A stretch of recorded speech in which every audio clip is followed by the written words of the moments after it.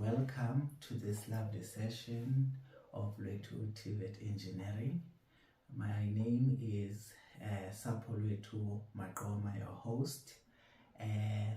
Today, guys, we'll be continuing with Electro-technics N5. I'm doing the part 2 video of the video that I did, which is part 1. We were talking about this EMF equation of DC machines. EMF equation of DC machines.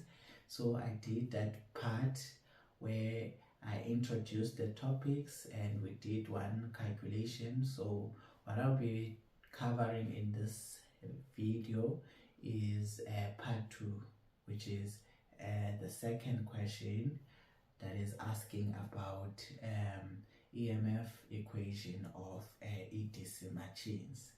Before I move along, guys, with the lesson, I would like to request that you guys to please like and subscribe to the channel.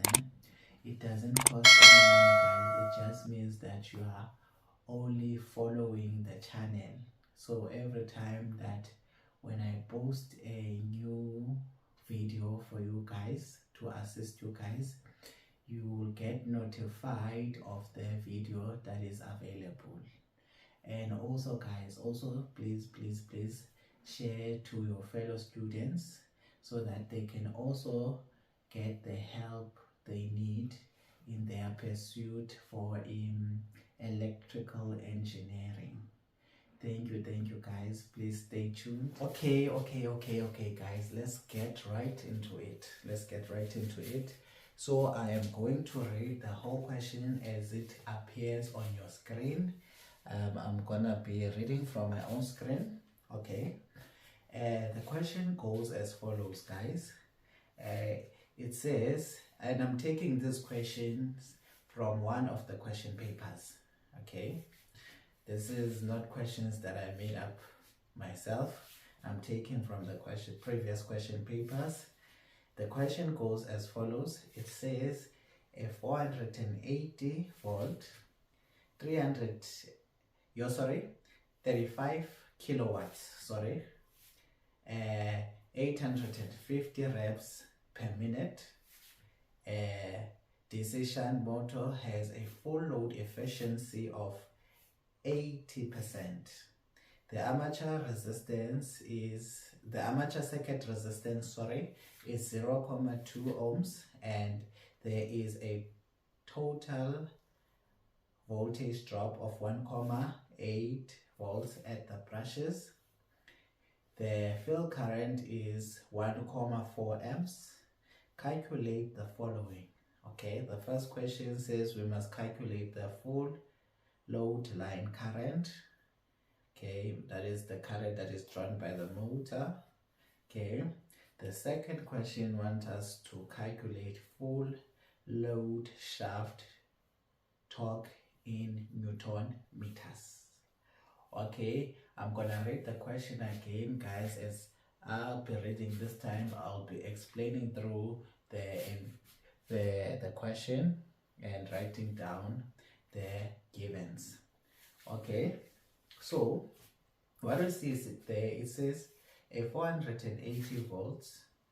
Okay, that means that is the supply voltage. Okay, let us write it down. 480 volts, given the supply voltage 35 kilowatt. And guys, I have explained, I've stressed this when I started the video. The given power, we always take it as output power unless they specify to us that this is the power drawn. That means that is an input power. Or if this is the power delivered, that is what? An output power. But now we are just given power here. We are not told anything about this power. So we take it as what? Output power. So we have the output power of 35 kilowatts. Okay. 850 revs. So we're given the speed which is 850 revs per minute. Okay. A shunt motor. So it is also important, okay, guys, what type of machine are we dealing with, of which is in this case we are dealing with a what? The motor. That is why I said that voltage here is what? The supply voltage. Okay, so we are told this is a shunt motor. Okay, has a full load efficiency of what? 80%, meaning that, guys, this particular shunt motor is operating at full load, and the efficiency of this shunt motor is 80% at what? Full load. So we are given the efficiency, which is 80% at what? At full load. Okay, you must also know which condition are you at. And remember, I said there are three conditions in which an electrical equipment can either operate at no load, or it can operate at full load, or at any load between no load and full load, in between. Meaning, what I'm trying to stress there is that it can operate in between no load and what? And full load. If it is not operating at what? At no load, or if it is not operating at full load, it is operating in between. Okay, we don't want an electrical equipment that is overloaded, because once you exceed full load, you are overloading the equipment, you are damaging the equipment, or you are reducing the lifespan. That is where the term overloaded comes in. Okay, that is why electrical equipment will burn or overheat when they are operating under overload condition. Overload condition, we don't want any electrical equipment to operate at overload condition. Full load is the threshold. Beyond full load, that means that we are overloading the equipment, so hence we are damaging it. Okay, so we're given the efficiency to be 80% at what? At full load. Okay, then as I continue, it says the armature circuit resistance is 0.2 ohms.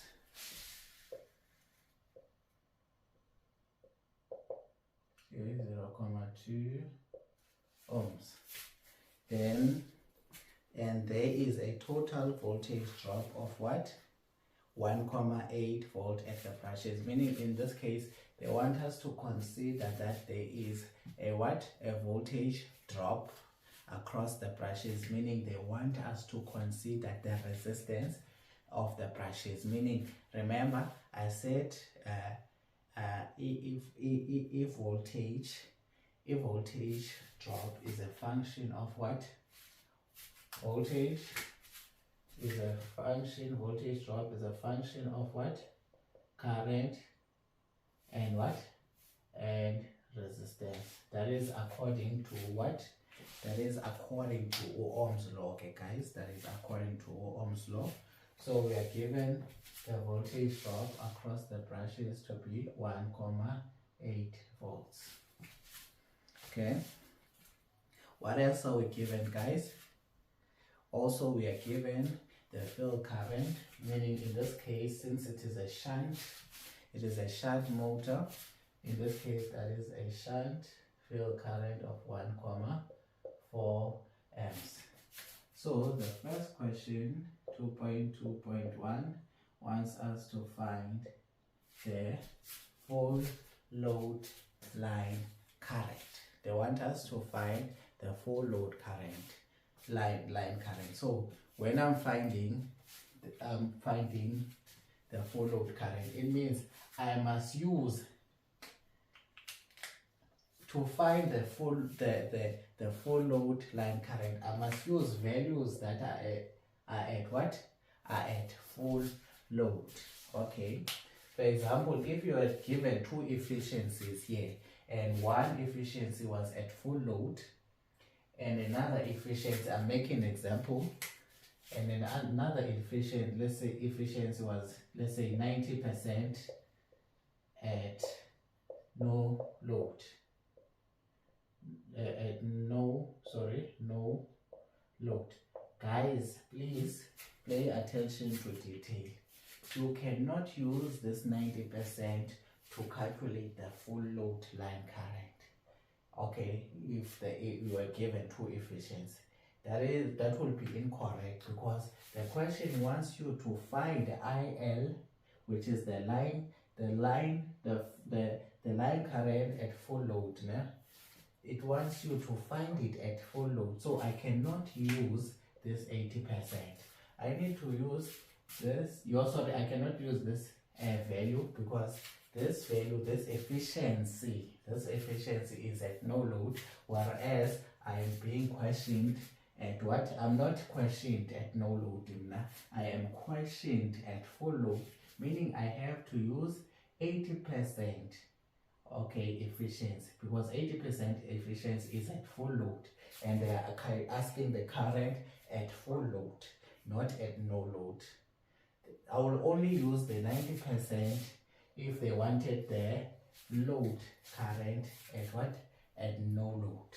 I'm just making I'm just creating a scenario so that you understand what is happening here, guys. So sorry guys.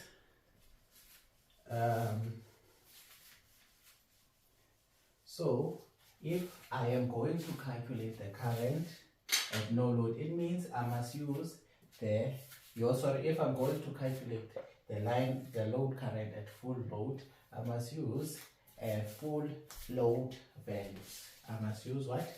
Full load values. Okay, but here, okay, they want us to find what? The load current. Okay, I know the load current belongs in this equation. P is equals to V times IL.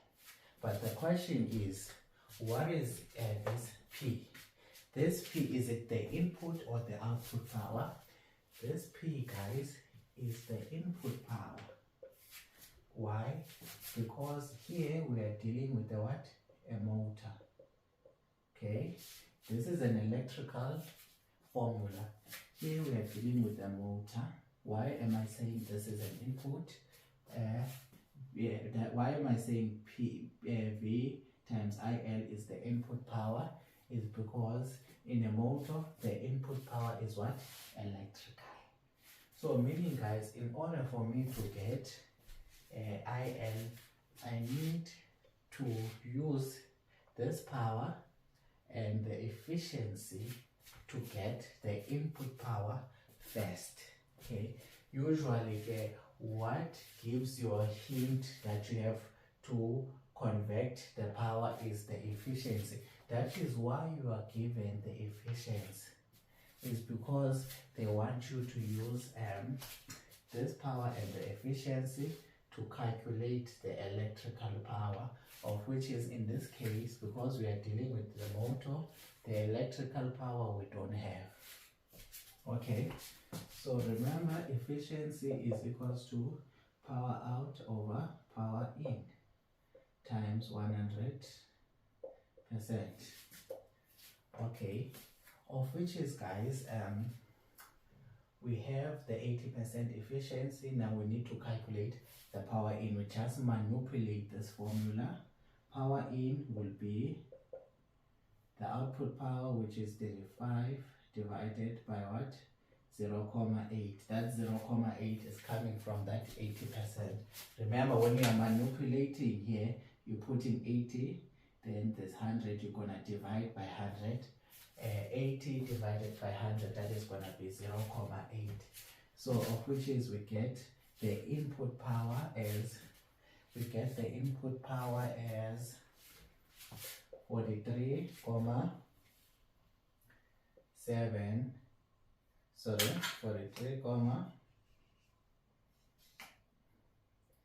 75 kilowatts.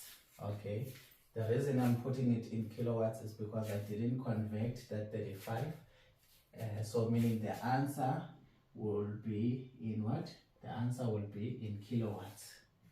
Okay, now that I've gotten the input power, I can calculate, I can come back here and calculate what? And calculate the load current, okay, by manipulating this equation that I've highlighted just now. So I have the input power now. I can calculate, because now this input power is my electrical power. So I can say 43,75 times 10 to the power 3.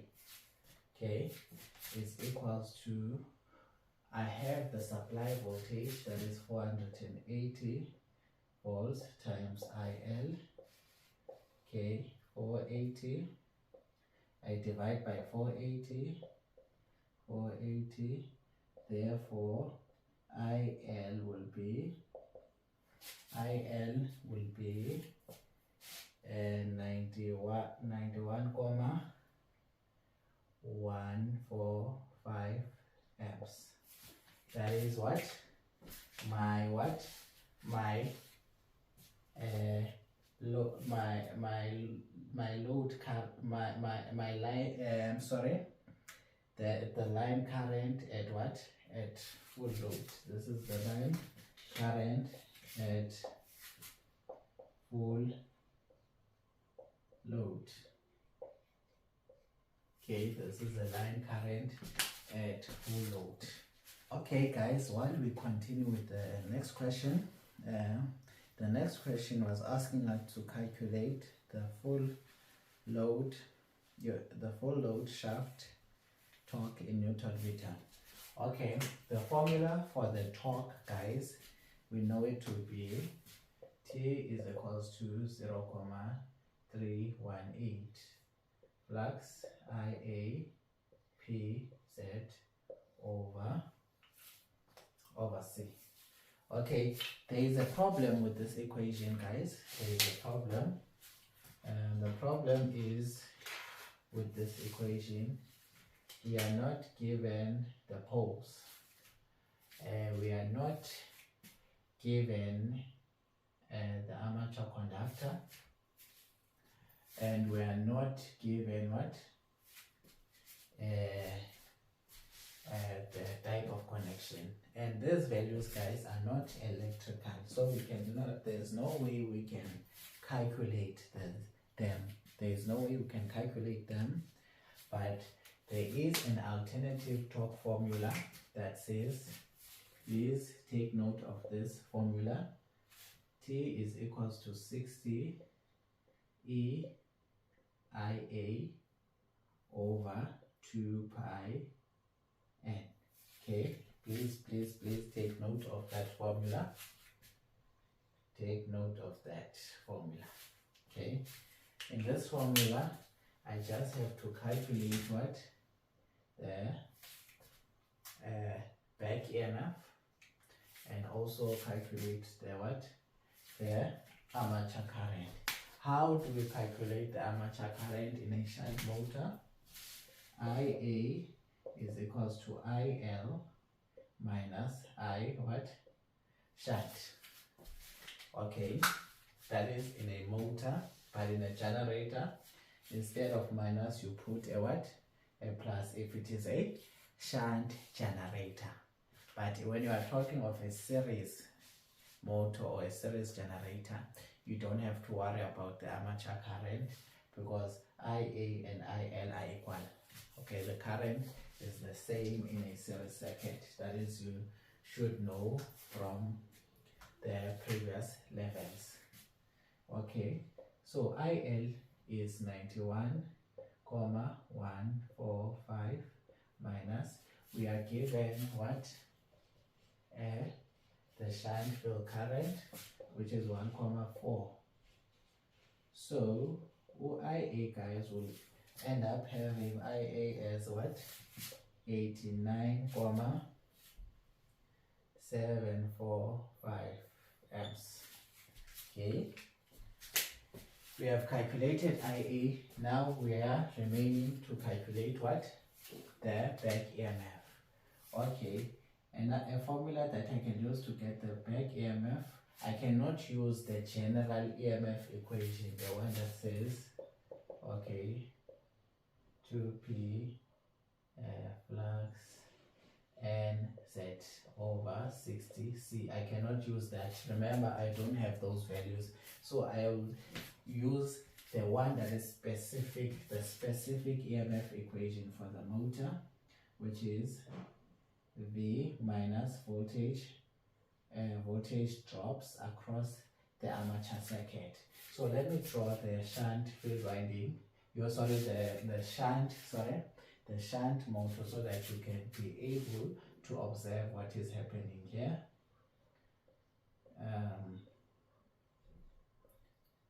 Okay, I said the back EMF in a motor is equals to V minus the voltage drop across what? Armature circuit.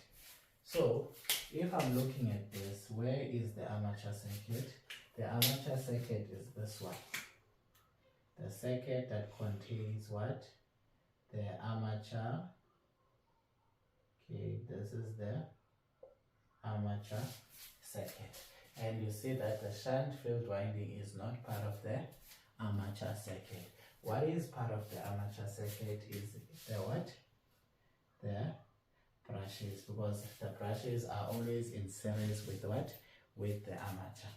So meaning when I'm calculating the back EMF, I'm gonna say the back EMF is equals to the supply voltage minus the voltage drop across the brush, of which is already given, minus the voltage drop across what? The armature itself. Okay, so I have a what? The supply voltage, which is 480, sorry, minus 1,8 minus, how do I calculate the voltage drop across the armature? Remember, the voltage drop, I said, is a function of current and what? And resistance. Okay, of which is, I have the armature current, I've just calculated it. So if I'm gonna take the armature current and times it with the armature resistance, which is was already given the armature circuit resistance to be 0,2 ohms. So that will give me the voltage drop across the armature. So we're gonna have 89,745. Then we times that by 0,2.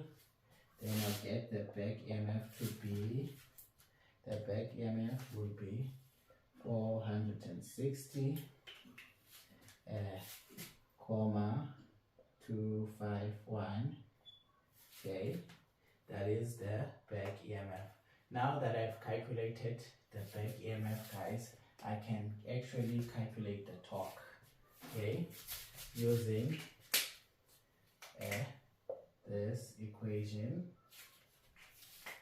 My torque will be, T will be 60 times 460,251, sorry, times the armature current, which is 89,745 divided by 2 pi.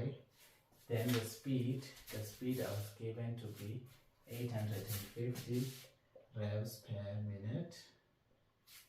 Therefore, the torque will be